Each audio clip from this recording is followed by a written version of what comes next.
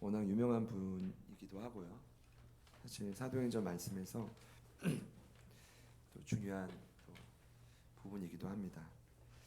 이 스데반은 초대교회 역사에서 반드시 살펴봐야 될 인물인데요. 이제 오늘 읽지 않았지만 사도행전 6장 8절에 보면 그에 대한 첫 소개를 이렇게 합니다. 은혜와 권능에 충만하여 큰 기사와 표적을 민간에 행했다. 이 뜻은 스스로 훌륭했다는 뜻이 아니라요. 분명히 은혜와 권능에 충만했다라고 말합니다. 이 뜻은 위로부터 내려오는 힘으로 늘 하루하루를 맞이했다는 의미로 해석이 됩니다. 내 힘이 아니라 스데반은 위로부터 주시는 하나님이 주시는 힘으로 살았다, 이런 의미겠죠. 보통 스데반을 일곱 집사 중 한 사람으로 보는데요. 사실 지난주에 살펴봤지만 6장에 집사라는 표현은 안 나와요. 이렇게 표현되죠. 일곱을 택하라. 그럼 집사라는 표현은 어디에도 사실 없는데 어떤 말씀에 나올까요? 혹시 이제 궁금해하시는 분들이 있을 것 같아서요. 사도행전 21장 8절에 보면 바울이 이런 표현을 합니다. 일곱 집사 중 하나인 전도자 빌립의 집에 들어가서 머물렀다. 거기 집사라는 표현이 처음 나와요. 일곱 집사 중 하나인 빌립이 있기 때문에 스데반도 집사라고 부르게 된 것이죠. 놀라운 사실은 헬라 원문에는 집사라는 표현이 없어요. 충격적이죠. 저만 놀랐을 수도 있어요. 대신 이제 원문의 단어는 디아코노스인데 같이 한번 따라합시다. 봉사자. 봉사자만 있을 뿐이에요. 사도들은 주로 복음 선포 봉사자고, 일곱 봉사자는 집사들은 식탁 봉사자. 물론 식탁뿐 아니라 공동체 전반의 일을 감당하는 구석구석을 섬기는, 묵묵히 섬기는 봉사자였다는 겁니다. 근데 제가 볼 때는 유독 스데반의 일곱 집사 중에도 사도급의 집사라고 보면 돼요. 그가 했던 일을 보면요. 또 헬라파 유대인으로서 같은 헬라파 유대인에게 참 힘든 일이었을 텐데 예수님을 증거하는 전도자였고요. 또 당시 유대인들의 그 부모 교육이 굉장히 엄격했는데 특히 이 스데반이 어릴 적부터 엄격한 교육을 받으며 자랐대요. 그래서 그러다 보니 첫 번째 뛰어난 지성, 두 번째 다듬어진 인격, 세 번째 성령 충만까지 경험하신 거예요. 만약에 뛰어난 지성만 있어도 아마 오늘 성경에 기록되지 않았을 겁니다. 다듬어진 인격만으로도 사실 어려워요. 거기에 뭐까지 더해졌죠? 하늘에서 내려오는 성령의 충만함까지 겸하니 그의 영향력이 실로 대단했던 것입니다. 이해되시죠? 그럼에도 성경 어딜 봐도 그에 대한 아쉬운 이야기는 없는데 제가 어떻게든 아쉬움을 한 가지를 꼽자면 그의 활약이 너무나 잠시였다는 겁니다. 너무 아쉽죠. 얼굴은 천사 같지만 비수같이 던진 본인의 설교 때문에 돌에 맞아 죽어요. 제가 이 말을 지금 너무 제가 평안하게 하는 것 같아가지고 죄송하지만 돌에 맞아 죽습니다. 59절에 보니까 그 내용이 나오죠. 7장 전체에 소개되지만 그의 설교 때문인데요. 신약 성경에서는 가장 긴 설교고 사도행전 24번의 4편의 설교 중에 가장 길면서도 많은 학자들에 의하면 가장 중요한 설교라고 합니다. 중요한 설교. 뭐 다 중요하지만 특이한 점이 있다면 요즘처럼 여러분처럼 말씀을 뭔가 예배하고 듣기 위해 자발적으로 모인 사람은 아니에요. 그리고 이제 베드로가 솔로몬 행각에서 전할 때는 그 표적을 보고 40년 안진병에 일어난 표적을 보고 모인 사람들이잖아요. 신기한 일이 있지 않을까? 근데 오늘 이 자리에 모인 사람들은 대다수가 거짓 증언자들입니다. 매수된 사람들.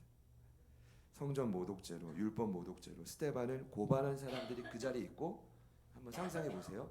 거기서 그들을 종용하는 종교 지도자들이 있고 가장 상위에 누가 있냐면 대제사장이 버티고 있는 거예요. 그런 분위기에서 제가 볼 때는 이제 말씀을 전한 건데 이게 말씀을 전했다라기보다는 정확히 표현하자면 당시 최상위 사법기관인 사내들인 공회의에 피고로 끌려온 거고 신문을 당할 때 신문에 대한 구체적인 답변이 설교로 기록된 거지 이게 설교를 해야지 해서 된 게 아니라는 거죠.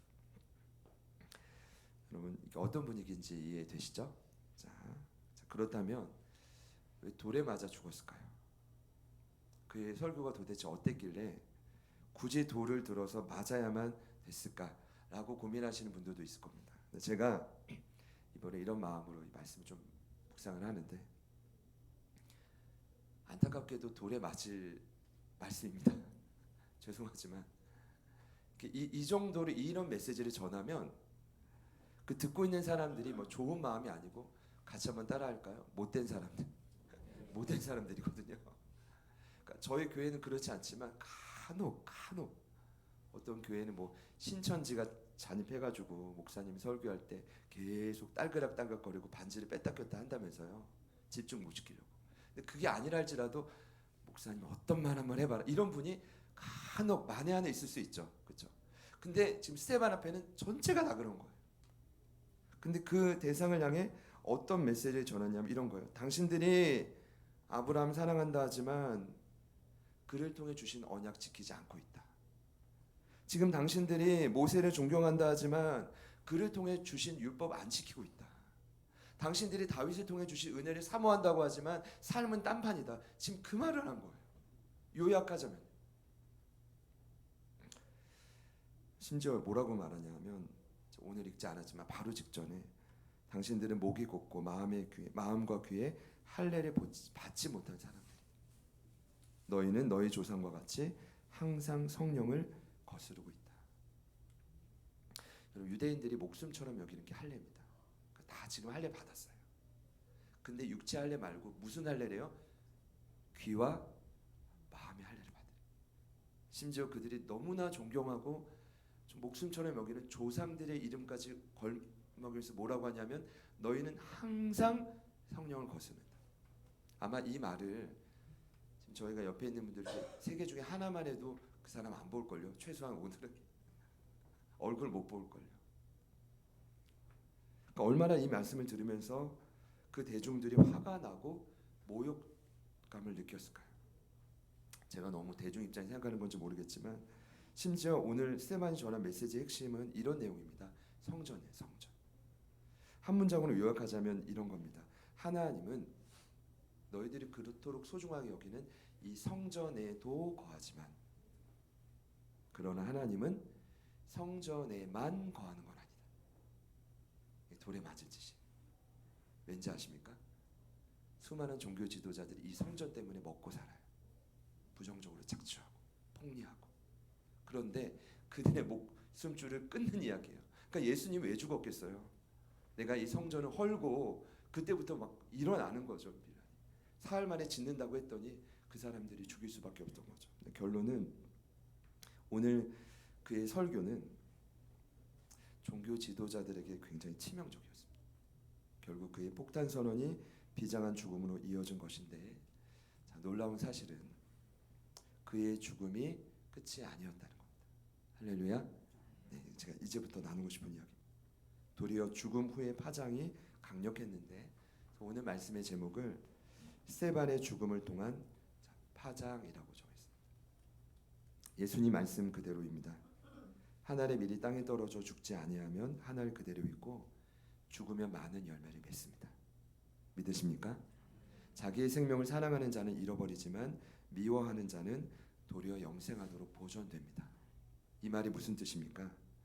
주를 위해 이 땅을 살아갈 때 주를 위해 자신의 뜻을 꺾고 예수님을 위해 순종하는 자를 통해 나오는 그 영향력은 영원하다는 것입니다. 여러분, 그 삶의 영향력이 영원하다는 것입니다. 너무 도전되지 않으십니까? 그래서 스테반을 보면 철저히 그리스도를 본받아 살다가 그리스도를 본받아 순교한 것입니다. 우리가 믿는 예수님의 영향력이 전 세계에 뻗쳐 있는 것처럼 지금도 그의 죽음이 끝이 아니라 죽음을 통한 거룩한 영향력과 그 파장이 지금도 오늘 제자들 교회까지 열방으로 전해지고 있다는 것이죠. 저희가 좀 고민해 봤으면 좋겠습니다. 뭐냐면, 여러분 죽음 이후에 이제 영생을 누리시겠죠. 구원의 확신이 있으십니까? 있으시죠. 그런데 그 영생을 얻는 확신 외에도 나는 과연 이 땅에서 어떤 열매를 남길 것인가? 오는 건 순서가 있어도 가는 건 순서가 없다면서요. 중요한 건 죽음 이후 아닐까요? 바라기는 참된 제자였던 스데반의 삶이 오늘 저희들의 삶을 통해 재현되기를 소망합니다. 지금 다 돌에 맞자는 이야기가 아니라 그런 각오와 마음으로 하나님 앞에 반응할 때 어떤 파장이 과연 우리를 통해 일어날 수 있을까? 이제 이 고민인 거죠. 이해가 되시죠? 자, 먼저 제가 좀 핵심을 나누기 전에 그의 죽음을 통한 파장을 좀 소개하고 싶은데, 먼저는 이 초대교회 믿음의 후배들에게 본이 되었습니다. 이 스데반의 죽음은요. 사실 누군가에게 본이 되는 것은 결코 쉬운 일은 아닙니다. 여러분, 가까운 사람들에게는 더 힘든 일입니다. 그러니까 교회 안에서 본이 되는 사람을 찾고 따라간다는 것만큼 사실 또 어려운 일이 없습니다. 자, 그런 면에서 볼 때 스데반의 죽음은 이제 후배들에게 큰 본이 됐다는 것입니다. 그의 삶을 좀 볼 때 특이한 점이 있죠. 마지막에 자신을 죽이는 자들을 도리어 축복합니다. 60절 말씀을 보니까 놀라운 표현을 누가가 기록하고 있는데, 제가 의아했던 건 이 글을 쓰고 있는 이 누가의 직업이 의사거든요. 그러면 스데반이 돌에 맞아 죽을 때 이런 표현을 써야 되지 않을까요? 머리가 터졌더라, 뼈가 보이더라, 막 괴로워 소리 지르더라. 근데 그 말은 그러니까 이게 참 겸손한 거죠. 자신의 전문 용어를 하나도 쓰지 않고 딱 한마디 합니다. 뭐라고 표현합니까? 그가 자니라. 제 생각은 그만큼 스데반이 죽을 때, 돌에 맞아 죽는 순간에도 평안함을 잃지 않았다는 의미 아닐까요? 이게 너무 강력한 거예요. 이 잔상이 그걸 본 사람, 전하는 사람을 통해 너무나 강력하게 전해지기 시작하는 거죠. 마치 예수님처럼 자신의 영혼을 하나님께 맡기는 영혼 위탁 기도를 똑같이 해요. 그리고 마치 예수님처럼 십자가상에서 죽을 때 나를 못 박는 저들의 죄를 용서해 달라는 고백, 용서의 기도를 동일하게 해요. 이것이 사복음서에 누가복음에 기록되어 있는데 같은 누가가 여기에도 기록하고 있단 말이죠. 그러니까 예수님의 삶을 그대로 재현하는 자가 스데반이었던 거죠. 이게 어떻게 본이 되었을까요? 여러 자료를 보니 가장 큰 영향력은 이거였습니다. 초대교회 성도들의 삶에 어려움이 찾아올 때, 그 두려움이 엄습할 때 스데반을 떠올리면 그 두려움으로부터 담대함으로 변화되는 역사가 일어났다는 것이죠. 여러분, 스데반을 떠올리십시오. 기억하실 때마다 삶의 두려움이 담대함으로 변화되시기를 축복합니다. 그러니까 어떤 일이 벌어지기 시작하냐면, 최초의 순교자가 딱 스타트를 끊으니까 제2, 제3의 스데반이 계속 나오는 거예요. 일명 순교의 연쇄발. 아무도 하지 않은 일은 어렵지만 그 누가 한 일은 그 일을 따라하면 되거든요. 초대교인들이 이제 기록을 보면 자신들도 돌에 맞을 때, 사자에 찢길 때 어떻게 해요? 축복해요. 그들을 용서해요. 자신을 공격하는 자들을 수용하고 사랑해요. 여러분, 단순하게 이렇게 생각하시면 돼요. 지난 한 주간 여러분을 공격한 사람이 있었나요? 반드시 있었을 겁니다. 사실은 저도 그렇지만 주변에서 조금만 저를 시험하는 것 같고 평가하는 것 같아도 폭발해요. 죄송해요. 겉은 웃고 있어도 속은 폭발한다고요. 두고 보자. 어떻게 되는지 보자. 죄송하지만 이것이 저와 여러분의 한계라고 생각해요. 그러나 보세요. 누군가 나를 향해 돌을 던져도 스데반과 같이 용서하고 웃을 수 있는 성령 충만의 힘을 스데반 이후의 믿음의 후배들이 사모하기 시작한 거예요. 이게 가능한 일이구나. 다시 한번 따라해 보시죠. 이것이 가능한 일이구나. 그들이 용서가 되고 참아지고 품어지기 시작하는 거죠. 사랑하는 여러분, 그 은혜가 이제부터 저희 교회 안에 강력하게 누려지기를 소망합니다. 소망합니다. 뭐가 문제겠어요? 우린 최소한 돌은 들진 않잖아요. 그렇잖아요. 두 번째는 그의 죽음이 가져온 또 다른 파장이 있는데, 바로 초대교회가 흩어지는 계기를 가져왔다는 겁니다. 그의 죽음을 통해 큰 박해가 교회에 있었고, 성도들은 드디어 유대와 사마리아 모든 땅으로 흩어졌다고 8장 1절 말씀을 기록합니다. 예수님 남기신 유언인데요. 무엇입니까? 성령이 너에게 임하면 권능을 받고 예루살렘을 넘어 유대와 사마리아 땅 끝까지 간다. 그 말씀이 스데반의 죽음을 통해 본격적으로 시작된 것입니다. 사도들을 제외하고 성도를 흩어졌는데 더 이상 예루살렘에 남아 있을 수 없었던 것입니다. 근데 저는 이런 생각을 합니다. 그들이 흩어질 때 좀 기쁜 마음은 아니었을 것 같아요. 왜냐하면 당장 스데반이 죽었죠. 그리고 예루살렘이 본토민이었던 유대인들은 고향을 떠나는 아픔이 있고, 자, 디아스포라인들은 다시, 제 생각입니다만, 다시 고향으로 돌아가는 거예요. 그런데 이런 고민하지 않았을까요? 나는 예수님을 위해 충성하는데 왜 우리 교회에 이런 어려움이 있는가? 아마도 이해할 수 없지만 울면서 흩어졌을 겁니다. 베드로 사도의 말씀이 생각났습니다. 동일한 패턴인데 베드로 사도가 베드로전서에 뭐라고 하냐면 핍박받아 흩어진 나그네와 같은 제자들을 향해 너희 안에 그래도 산소망이 있다고. 여러분, 산소망이 무엇입니까? 어느 누구도 어떤 환경도 우리 안에 꺾을 수 없는 하나님을 향한 기대감. 분명히 지금 이해할 수 없지만 지금 내가 당하는 이 환난과 고난은 분명히 이유가 있을 거예요. 하나님은 더 나은 삶을 계획하고 계실 거예요. 라는 확신. 그러니까 가는 곳마다 그냥 유대 땅에 사마리아 땅에 간다고 중요한 게 아니라 가는 곳마다 그 산소망이 흘러가기 시작하는 거죠. 훗날 깨달았을 겁니다. 아, 그래서 하나님이 이때 나에게 이 고난을 허락하셨구나. 아, 그때 그래서 나를 이렇게 흩으셨구나. 두 번째 파장이었던 것 같습니다. 마지막 세 번째 한 가지를 더 나누자면 무엇보다 그의 죽음은 많은 지도자들의 회심을 가져왔습니다. 저도 분명 보았을 텐데 기억은 잘 안 나요. 좀 기록을 찾아보니까 스데반의 죽음을 기념하는 교회가 있습니다. 여러분, 그 교회 가면 스데반이 그때 돌에 맞아 죽었던 돌이 거기 있고, 그리고 교회 벽화에 당시 최고의 지혜자였던 가말리엘이 스데반의 시신을 옮기는 장면이 벽화에 있습니다. 그러니까 많은 학자들이 이 벽화를 어떻게 해석하냐 하면 이건 쉬운 일이 아니거든요. 거의 유대교의 반란자를 죽였는데 그의 시선을 같이 옮기는 벽화라는 건 실제 당시의 최고의 지혜자였던 가말리엘이 스데반을 사랑했다는 거예요. 그러니까 바울뿐 아니라 스데반도 그의 제자였다라고 충분히 유추할 수 있고, 중요한 건 가말리엘이 스데반의 이 죽음을 통해 회심을 했다는 거죠. 가능하다고. 가능했다고 봐요. 자, 또 하나의 중요한 인물이 있습니다. 여러분, 그의 마지막 죽음과 누가 연결이 되죠? 오늘 말씀에 처음 등장하죠. 사울입니다.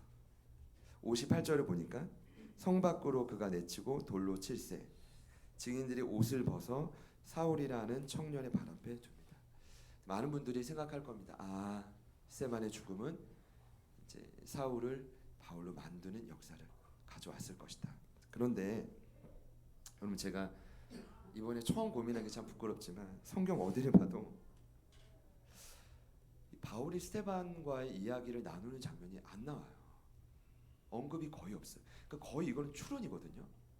근데 많이들 그렇게 생각을 하시고 저도 그런 줄 알았는데 감사하게도 실제 바울이 훗날 스데반을 언급한 성경에 딱 한 차례 구절이 나와요.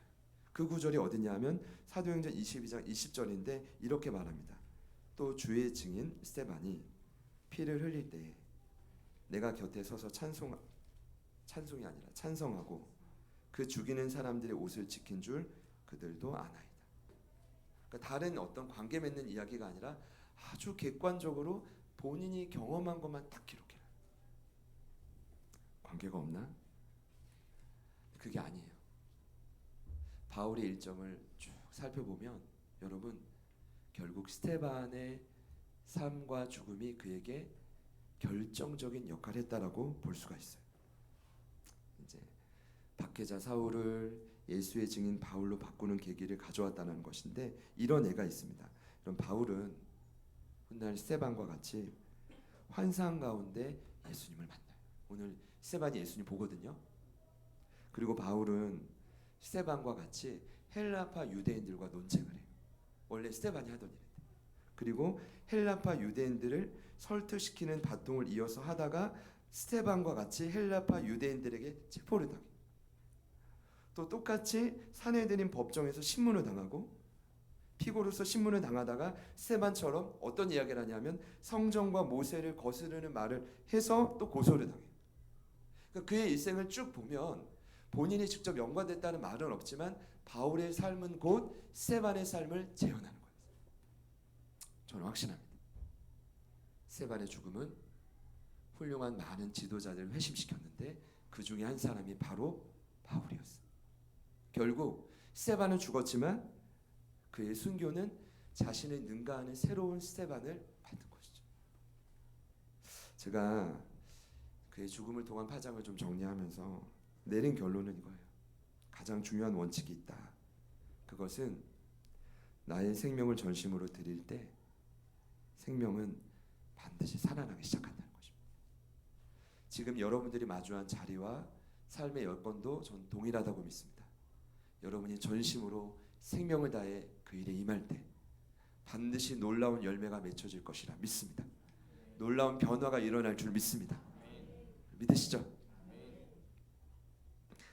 제가 나누고 싶은 핵심은 이 죽음을 통한 파장의 결과는 아닙니다. 오늘 여러분과 나누고 싶은 결론은 그렇다면 어떻게 해야 이 스데반처럼 죽음을 맞이할 수 있을까? 이 질문입니다. 어떻게 하면 가능할까요?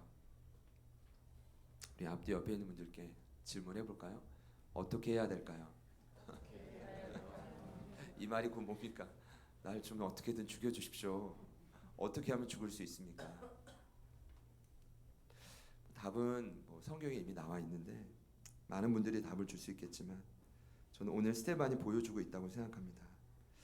만일 이 과정을 저와 여러분도 오늘 통과할 수 있다면 오늘부터 어떤 일이 일어날까요?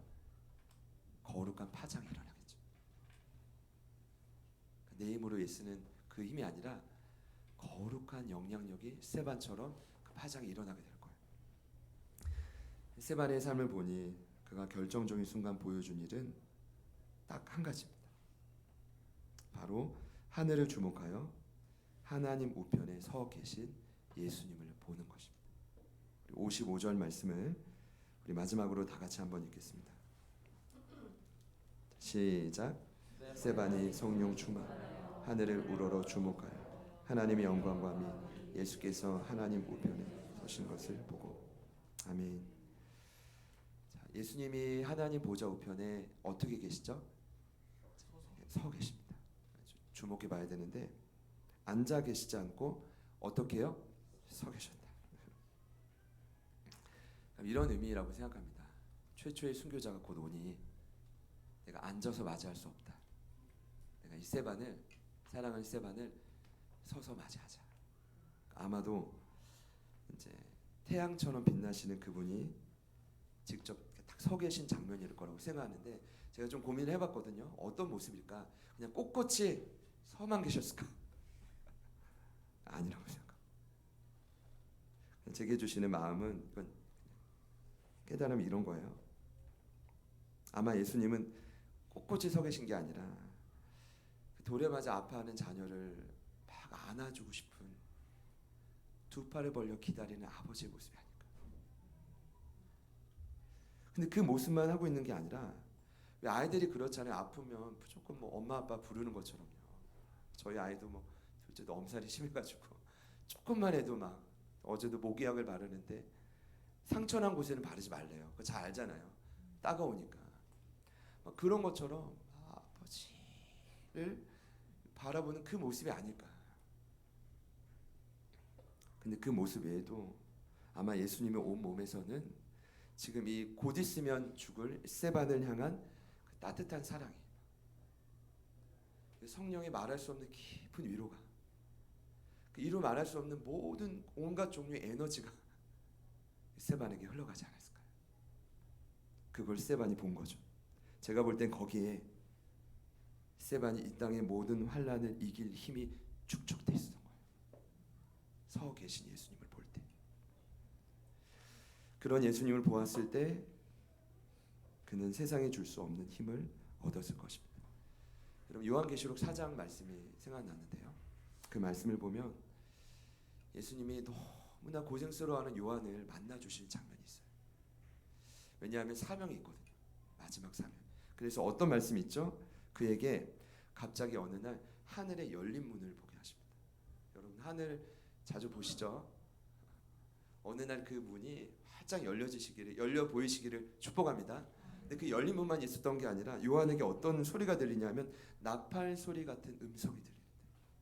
그 음성이 뭐냐 하면 이리로 올라오라. 이후에 마땅히 일어날 이들을 내가 내게 보이리라.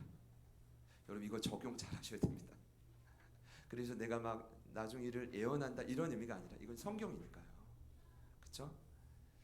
어떤 의미냐 하면 너무 고달프고 힘든 요한에게 예수님을 만나게 함으로 제가 볼 때는 동일한 패턴인데 이제 마지막 사명을 위해 달려갈 수 있는 힘을 그게 부어줬던 거죠. 오늘 스데반도 마찬가지입니다. 그래서 스데반이 본 것을 그들에게 말할 수밖에 없었습니다. 그들이 듣든 말든 성령이 충만해서 하늘을 우러러 주목하여 예수를 보니 적대자들을 도르던 적대자들을 향해서도 뭐라고 하냐면 보라 이렇게 보라 담대히 말하는 겁니다. 보라라고 했지만 참 안타까운 사실은 이미 그들은 스데반을 보고 있었습니다. 언제부터 봤냐 하면 6장 15절에 신문하는데 이런 말씀이 있죠. 공회 중에 앉은 사람들이 다 스데반을 주목하여 보니 그 얼굴이 뭐와 같았대요? 천사의 얼굴과 같았다. 메시지를 계속 전하는데 또 자신을 보라고 한 건 아마도 지금 보는 것에서 더 깊이 자신을 보고 무언가 깨달으라는 메시지가 아닐까요? 결국 스데반의 죽음은 그 죽음의 순간에서도 주님을 보았고 세상은 스데반을 보았고 저는 이것이 저와 여러분의 사명이라고 믿습니다. 교회는 우리 힘든 일이 찾아오고 어려움이 찾아와도 끝까지 주님을 보고 세상은 저희들을 신기하게 바라보고 그러다가 기회가 되면 저희가 바라보는 예수님을 전하고 그럼 그들도 돌을 들어 죽이려 하다가도 때는 오늘 말씀처럼 이 안에서 회심되는 사람들도 일어나고 여러분의 삶을 통해 이런 역사가 재현되기를 축복합니다. 제가 내린 오늘 결론은 그렇습니다. 만만치 않으시겠지만 지금보다 더 우리 주님을 애써 바라보시기를 축복합니다. 지금보다 더 우리 주님을 간절히 붙드실 수 있기를 축복합니다. 감사합니다. 말씀을 맺을 텐데요. 제가 말씀을 정리하면서 좀 괴로웠던 게 뭐냐면 참 안 된다. 뭐가 잘 안 되냐면요. 이 땅을 살아가면서 참 괴로운 것 중 한 가지는 뭐냐면 머리는 알거든요. 그런데 하나님이 말씀하신 그 선보다는 자꾸 악을 주목하고 싶어져요. 그러니까 좋은 말보다는 나쁜 말을 더 하고 싶어요. 그러니까 하나님 분명 기뻐하지 않는 일임에도 불구하고 그 일을 하는 게 자꾸 더 즐거운 거예요. 사랑하는 여러분 어떻습니까? 선이라는 거 알지만 자꾸만 악으로 끌려가는 제 마음의 본성을 깨닫는 거죠. 너무 괴로워요 사실. 비슷할 것 같아요. 예수님은 더 강하시거든요. 그분은 비교할 수 없을 정도로 강력한 분인데 자꾸 진리가 아니라 세상이 자꾸 더 크게 보이는 거죠. 더 강력해 보이는 거죠. 감사하기보단 불평하고 만족하기보단 비교하고 낮아지기보단 더 높은 곳에서 군림하고 싶고 한마디라도 더 뭔가 영향력 안에 두고 싶은 마음 그리고 나누기보다는 자꾸만 움켜쥐고 싶은 그 마음이요 자신을 괴롭게 하더라고요. 제가 주목했던 건 그렇습니다. 그러니까 이 스데반을 통한 파장의 결과보다 어쩌면 오늘 말씀을 남긴 가장 큰 이유는 스데반이 어떻게 이런 최초의 순교자가 되었는가. 결정적인 순간 그가 지속적으로 예수님을 바라봤기 때문에 지금 여러분이 마주한 결정적인 문제가 저는 뭔지 모르죠. 그 순간에 이제 하늘을 주목해서 하나님 보좌 우편에 계신 예수님을 절대적으로 바라보시기를 축원합니다. 주변에서 누가 뭐라 하든, 사람 이야기 말고 누가 뭐라 하든, 어떤 전통과 경험이 아니어도 주님만 바라보시기를 축복합니다. 분명히 저와 여러분에게 새로운 길을 여실 겁니다. 이렇게 말해도 세상과 다른 반응을 한다는 건 쉽지 않겠지만, 그래서 마지막 결론 이렇게 내리고 싶습니다. 성령의 충만함을 경험하십시오. 성령의 충만함을 경험하라는 말은 그 은혜가 있어야 사실은 예수님 바라볼 수 있기 때문입니다. 스테반처럼 성령의 은혜가 충만해서 그 에너지를 가지고 예수님을 더 바라보기를 축복합니다. 아무리 내 인생이 고달프고 내 인생에 힘이 들어도 저희들의 얼굴은 천사처럼 빛날 거라고 믿습니다. 믿으시죠? 내 옆에 있는 분들도 그렇게 변화될 것을 믿으십니까? 마지막으로 우리 한 번 더 옆에 있는 분들께 인사하겠습니다. 우리 아까 했던 인사인데 인사합시다. 오늘따라 천사 같으십니다. 우리 마음을 모아서 같이 한번 찬양하겠습니다.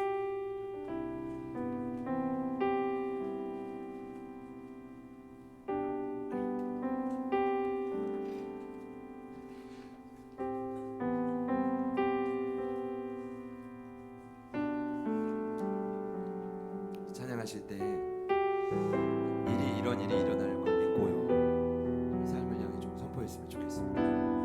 같이 한번 고백하겠습니다. 나의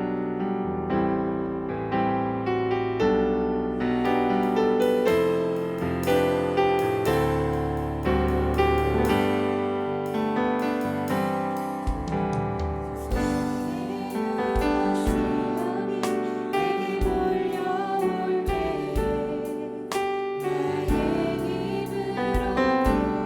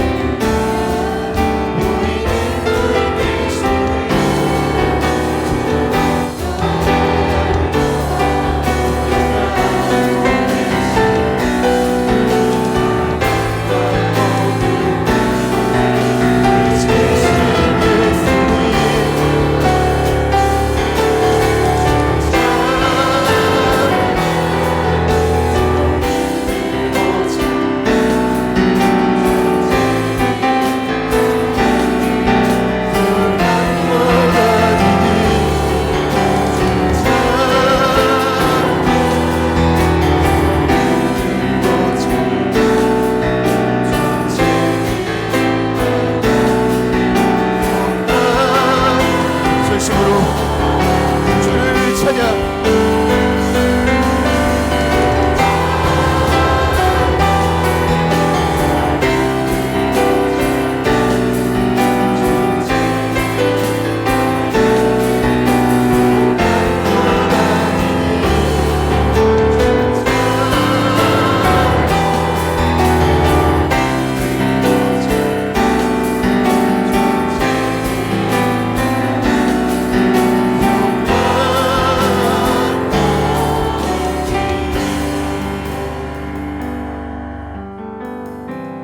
제2의 제3의 스테반이 나올 수 없다면 누가는 이 말씀을 기록하지도 않았을 것입니다.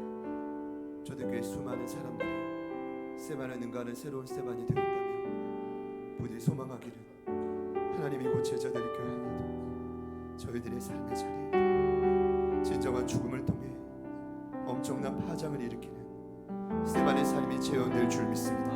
우리가 죽어져야 될 요소 자리는 어디입니까? 주님, 우리의 힘과 능으로 감당할 수 없습니다. 하나님 보좌 우편에 앉아 아니 서서 두 팔을 벌려 우리를 향해 동일하게 말씀하시고 동일하게 기다리시는 그 예수님을 바라보는 우리 모두가 되게 하여 주옵소서. 그 믿음의 눈을, 믿음의 시선을 단 한순간도 놓치지 않는 한 주가 되게 하여 주시옵소서. 우리 기대하고 하나님 이루실 것을 이미 바라는 마음으로 우리 주님 이름 부르신 후에 다 같이 한번 기도합니다.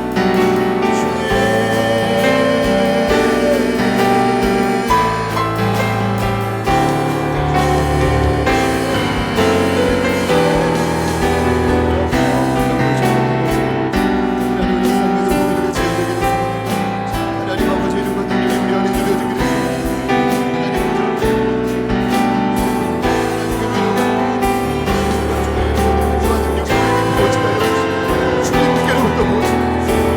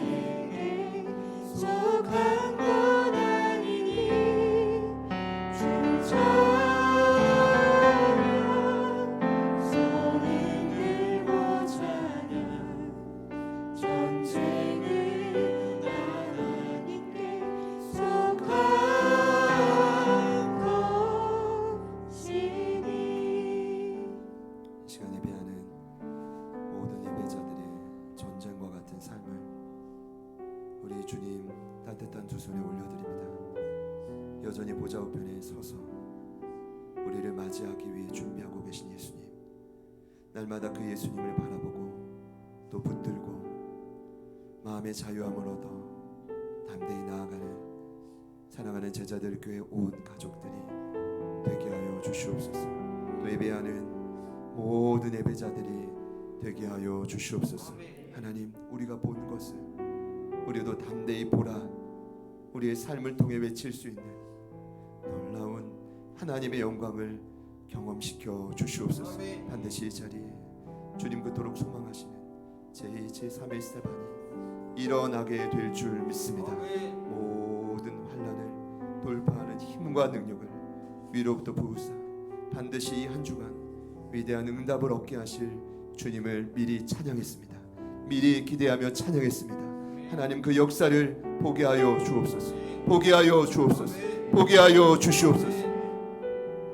이제는 우리 구주 예수 그리스도의 은혜와 하나님 아버지의 변함없는 신실하신 사랑하심과 성령님의 내주 충만 교통 위로하심의 역사가 돌을 맞아 죽어가면서도 보좌 우편에 서 계신 예수님을 바라봤던 스테반처럼 매 순간 매 자리마다 주님 바라볼 것을 결단하며 나아가는, 성령 충만함 속에 결단하며 나아가는 모든 예배자들 머리 위에, 그리고 저희들을 바라보며 변화되고 살아나게 될 우리 주변의 많은 영혼들 삶의 터전 위에 지금부터 영원토록 함께 하시기를 간절히 축원하옵나이다.